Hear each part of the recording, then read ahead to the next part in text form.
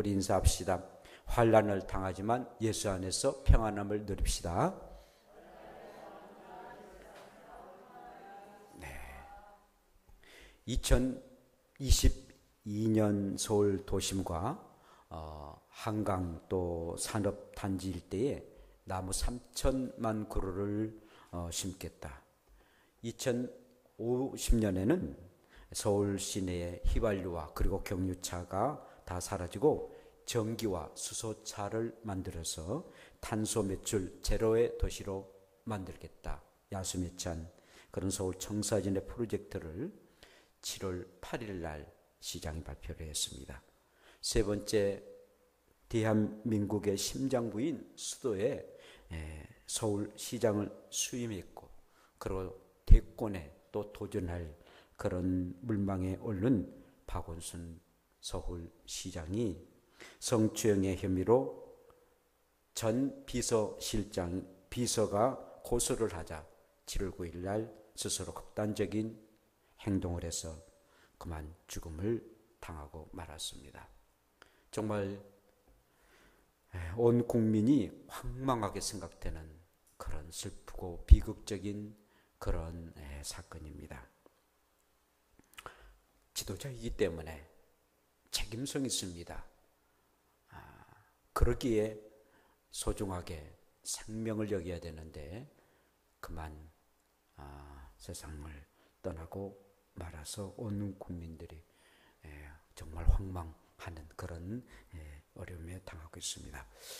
뿐만 아니라 코로나19가 확진자가 미국에서는 하루에 6만 9천 명이나 되는 그런 많은 사람들이 확진자가 됐고 318만 명이 확진자가 됐고 13만 명이 이렇게 세상을 떠나고 말았습니다.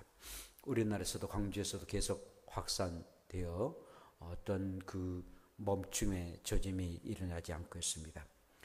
중앙재난안전대책본부인 중대본이라고 말하죠.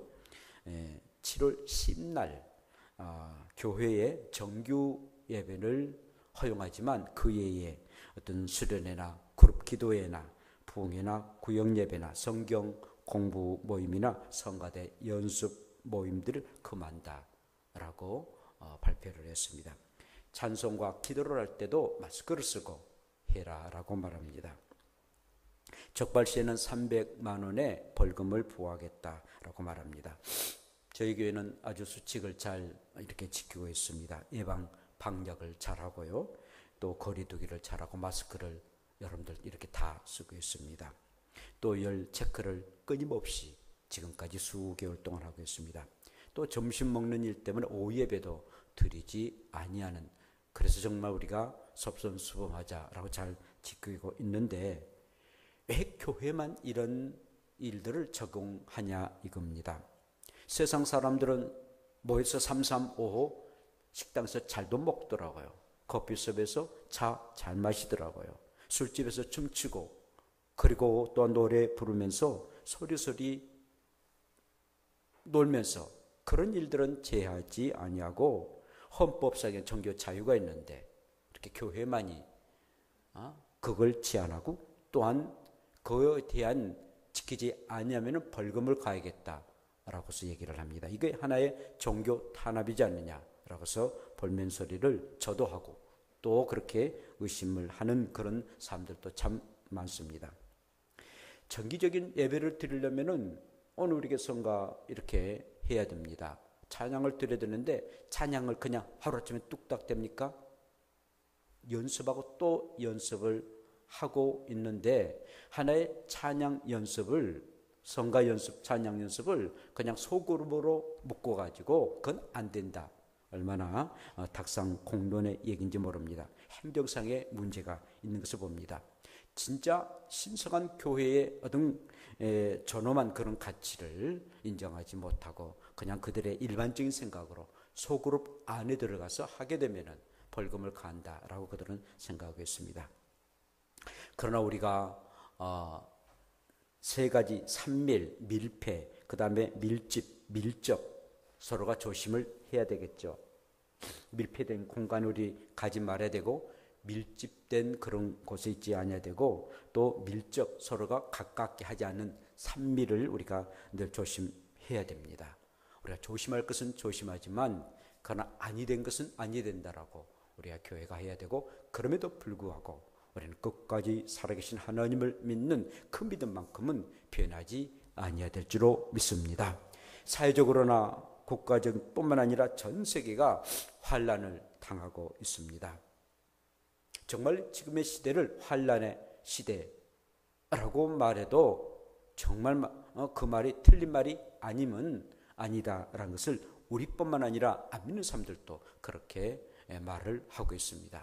그런데 오늘 본문의 말씀은 우리 예수님이 실지 말씀하시는데 너희가 세상에서 환난을 당하나 담대하라. 내가 세상을 이겼노라 라고 말씀을 하겠습니다. 이 말씀을 이끌어서 루터는 금으로 새겨질 말씀이다 라고 말합니다. 정말 귀하고 소중한 말씀이기 때문에 정말 금으로 새길 만한 그런 말씀이고 영원히 사람들 가슴 속에 묻혀야 되고 그리고 이 말씀대로 우리가 살아가야 된다라고 말씀합니다. 이 말씀은 정말 우리에게 꼭 필요한 그런 말씀입니다. 물론 예수님 당시에도 시대적으로 굉장히 어려운 시대였습니다. 이스라엘 나라가 로마의 속국이 되어가지고 참 속국의 피민족으로 식민지 생활을 했던 그런 때였습니다. 우리 예수님 개인적으로는 얼마 후에는 십자가에 못 박혀 죽임을 당할 때가 이르렀던 것입니다. 그래서 우리 예수님이 이렇게 말씀하십니다. 보라, 너희가 다 각각 제 것으로 흩어지고 나는 혼자 남게 될 것이다. 그때가 왔노라 라고 말씀하십니다. 그런데 내가 너희로 내 안에서 평안을 누리게 하기 위함으로 이 말씀을 한다라고 우리 주님이 말씀하십니다. 여러분, 어쩌면 예수님이 그 모든 십자가의 고통을 아십니다. 죽음을 앞에 두고 세상 사람들에게 환난을 당하나 나는 평안하다라고 말씀을 할 수 있겠느냐 이겁니다. 정말 우리 예수님이 아직 현실적으로 이제 얼마 후에는 예수님이 십자가에 못 박혀 죽임을 당하시는데 현실적으로 십자가에 못 박혀 돌아가시기 이전이기 때문에 전이기 때문에 이런 말씀을 하셨을까요? 아니, 예수님이 십자가에 못 박혀 죽으신 그 죽음의 그 고통이 견딜만 하시기 때문에 이런 말씀을 하셨을까요? 일반적인 사람이라면 심적인 부담 때문에 평안은커녕 불안하고 초조하고 그리고 미칠 것만 같은 그런 심정 때문에 도저히 살 수 없을 것입니다. 박원순 서울시장 한번 보세요. 전 비서가 성추행으로 고발을 했습니다. 앞으로 당할 그런 신문 그리고 또 재판 열의 따가움 온 사람들이 자기들에게 손가락질을 할 그게 심적인 부담이에요. 그런 스스로 목숨을 끊었습니다. 유서 한 장 남겨놓고 그냥 세상을 떠나고 말았습니다. 왜 그랬을까요? 심리적인 압박 때문에 많은 심리적인 압박 때문에 스스로 극단적인 선택을 하고 말았습니다. 박 시장이 자기가 지은 죄 내가 그냥 받겠다라고 했다면은 그런 극단적인 선택을 하지 아니었을 것입니다. 그러나 말할 수 없는 그런 갈등과 그리고 사람들의 눈총 이것 때문에 결국은 그런 극단적인 선택을 하고 목숨을 끊고 말았습니다. 전 피서가 고소를 했지만은 그러나 변명할 수 있는 명예훼손도 있습니다. 전혀 하지 아니하는 것들을 행할 때는 명예훼손도 있음에도 불구하고 전혀 그가 마음의 그런 부담 때문에 목숨을 끊고 말았습니다. 우리 예수님은 전혀 죄가 없으셨습니다. 군중들의 그런데 질책 내지는 무고한 그런 재판들 말로 형할 수 없는 고통의 십자가를 앞에 두고 환난을 당하나 그러나 내가 평안함을 갖는다라고 말씀을 하셨습니다. 어떻게 이런 말씀을 하실 수가 있을까요? 우리 하나님은 참으로 늘 그 모습을 보고 계셨는데 우리 예수님은 예수 믿는 상도들이 세상에서 환난을 당하지만 정말 말할 수 없는 그런 고통을 당하지만 그러나 예수 안에서 참 평안을 주시고자 우리의 주님이 이렇게 말씀을 하셨다는 것입니다. 나도 십자가를 앞에 두고 그러면 그 십자가 고통을 왜 나는 알지 못하겠느냐? 그 어려움과 그 아픔을 왜 알지 못하겠느냐? 그럼에도 불구하고 내가 이렇게 평안함을 갖는 것은 너희들이 환난을 당할 때에, 너희들이 감당할 십자가 때문에 환난을 당할 때에 평안함을 주기 위함이다 라고 말씀하십니다. 주님이 평안함을 가진 것은 주님 스스로가 평안함을 가졌을 뿐만 아니라 우리에게 평안함을 주시기 위해서 이런 말씀을 하셨던 것입니다. 우리 예수님은 평화의 왕이셨습니다. 평강으로 오셨고 모든 사람들을 평화롭게 하시는 그런 평강의 왕이십니다.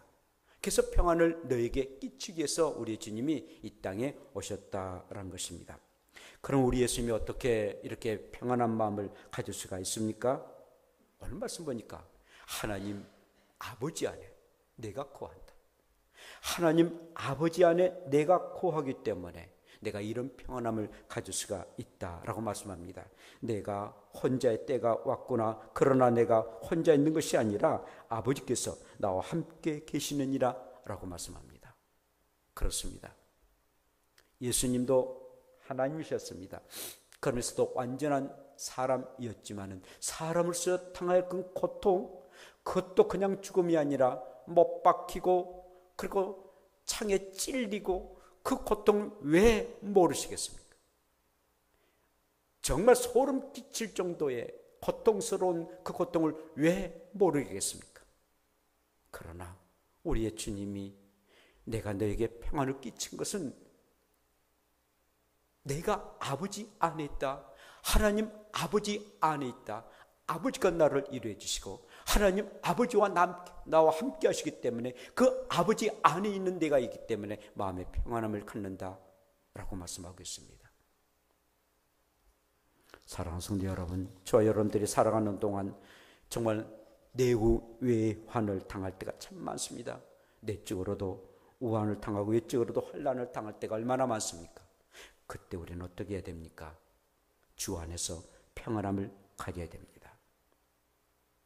예수님 편에서는 전혀 죄가 없으셨습니다. 그런데 가장 고통과 아픔과 참기 어려운 십자가를 지고 환난을 당하신 것 굉장히 억울한 일이었습니다. 얼마나 괴로운 일이겠습니까? 내가 지은 죄 내가 당하면 마땅하거니와 내가 전혀 죄를 범하지 아니하고 십자가뿐이겠습니까?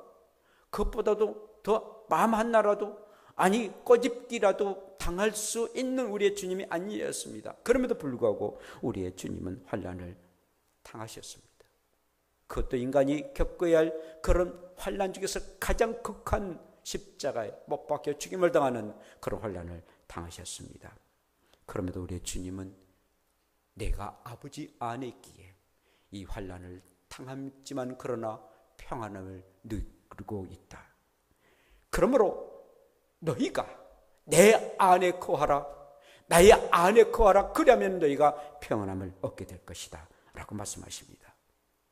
사랑하는 성도 여러분, 저 여러분들이 살아가는 동안 여러 가지 환난과 고통과 어려움을 당하게 됩니다.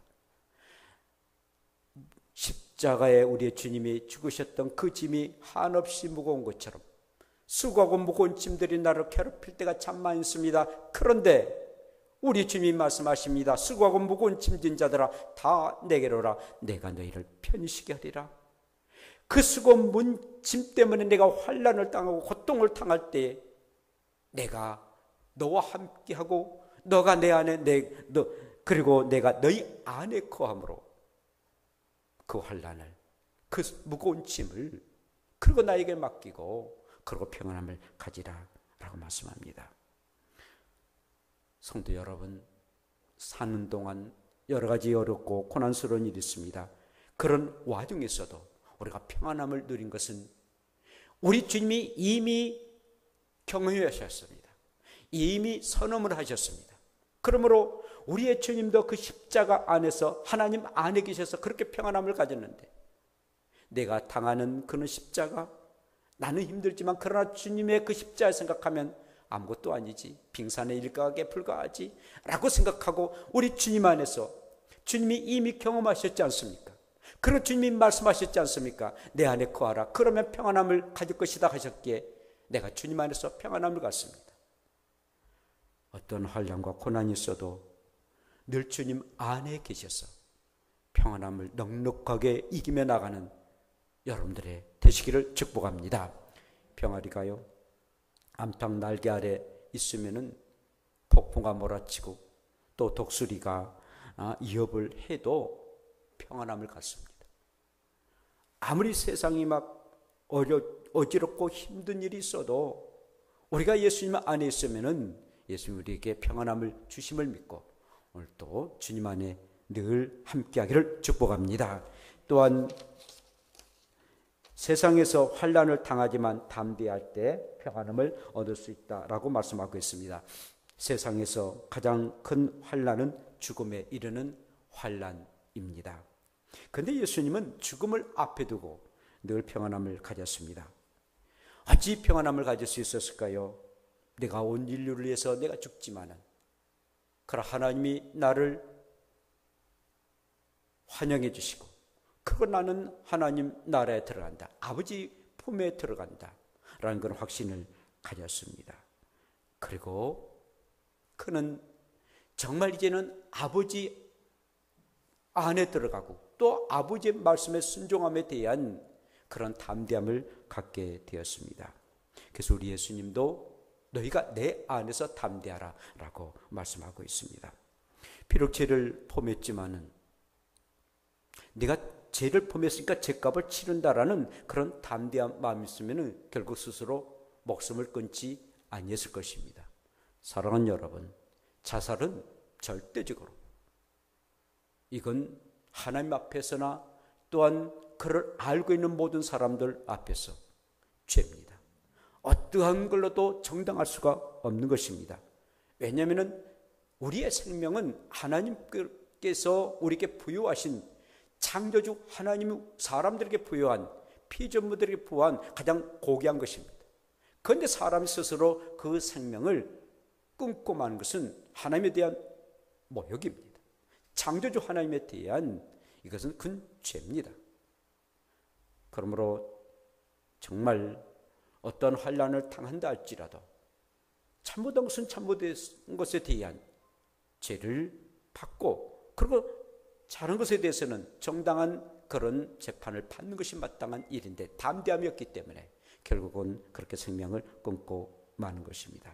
코로나19 바이러스 때문에 우리가 많은 고통을 당하고 또 집안적으로나 또 개인적인 그런 여러 가지 어려움을 당하고 직장과 사업장 또 이런 재정 때문에 어려운 일을 당할 수도 있습니다. 환난을 당합니다. 그러나 담대하십시오. 오늘 우리의 주님이 담대하라 하셨습니다. 십자가 앞에 두고 우리의 주님은 담대하셨습니다. 당당하셨습니다. 어떠한 대제사장이나 재판관 앞에서 비굴한 그런 말 하지 않으셨습니다. 당당하셨습니다. 담대하셨습니다. 죽음 앞에서 그것도 그 고통 앞에서도 담대하셨습니다. 사랑하는 여러분, 우리가 왜 정말 작은 일 때문에 비겁하고 작은 일 때문에 흔들리고 좌우로나 우로나 치우치고 그래서 살아계신 하나님을 믿는 것까지도 그냥 대수롭지 여기지 아니하는 우리의 믿음을 볼 때마다 얼마나 부끄러운지 모릅니다. 담대하십시오. 강하고 담대하라. 내가 세상을 이겼노라 라는 말씀을 마음에 새기시고 어떤 환난을 당하도 어떤 궁핍한 일을 당한다 할지라도 어떤 세상이 우리를 우겨쌈을 당한다 할지라도 나는 주님 안에 계시기에 나는 담당하다, 담대하다 라는 믿음을 가지고 승리의 삶을 살아가기를 축복합니다. 뿐만 아니라 왜 우리는 환난 당하지만 평안을 가져야 됩니까? 이것은 우리를 이기게 하셨다라고 말씀하겠습니다. 환난 가운데 이기도록 하게 하셨다라는 말씀입니다. 너희가 환난을 당하나 담대하라. 내가 세상을 이겼노라 라고 우리 주님이 말씀하셨습니다. 우리 예수님은 십자가라는 그런 환난 앞에서도 평안한 마음을 가졌습니다. 그 십자가를 받아들였습니다. 어떻게 받아들일 수 있습니까? 십자가를 어떻게 받아들일 수 있습니까? 그런데 우리 주님은 받아들였습니다. 십자가를 받아들였던 것은 내가 십자가를 지고 그리고 내가 죽음을 당한다 할지라도 죽음으로 끝난 것이 아니라 그냥 내가 십자가의 죽음으로 끝난 것이 아니라, 지고 만 것이 아니라 부활의 영광스러움이 있을 것이다. 부활로 내 생명이 이길 것이다는 부활의 이김에 대한 믿음을 가지고 계셨던 것입니다. 우리 예수님 부활이 없었다면, 그리고 하나님이 나를 분명하게 살려주실 것이라는 그런 부활이 없었다면 십자가 줄 수 없었을 것입니다. 여러분들이 살아가는 동안에 내가 이 환난을 이기지 않냐고, 이 환난 때문에 내 인생이 쓰러져 간다라고 한다면 결국 우리는 그 환난을 이길 수가 없습니다. 결국 이길 수가 없습니다. 우리가 사는 동안에 얼마나 많은 환난을 당합니까? 저는 러시아의 알렉산드로 푸스킨의 시를 항상 좋아합니다. 아주 유명한 시죠. 삶이 그대를 속일지라도 슬퍼하거나 노하지 말라. 서름의 날은 참고 견디면 머지않아 기쁨의 날이 오나니, 마음은 언제나 미래를 꿈꾸고 현재는 우울하고 슬픈 것. 모든 것들은 한순간에 지나가고 지나간 것들은 또다시 그리워하나니.